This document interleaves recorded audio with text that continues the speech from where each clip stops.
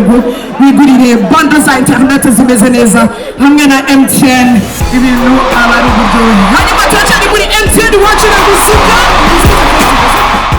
icyo nababwira ni ukubanza gukunda sosiyete ya MTN fast niba bayikundaga bayikunde kurushaho ubundi bakunde ziriya paka abagenti ba MTN gutsindira ibihembo nta kindi bisaba ni ugucuruza paka cyane ku bakiriya paka za internet cyane z'ukwezi n'izo guhamagara z'ukwezi noneho kuri site y'abakiriya ni ukugura nabo paka cyane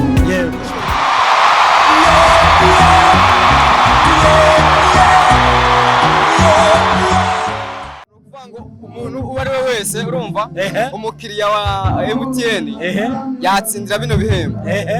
Ubu ngubu ndatekereza ko nzakomeza kugerageza amahirwe ndebe ko na moto nayitsindira cyangwa se n'imodoka.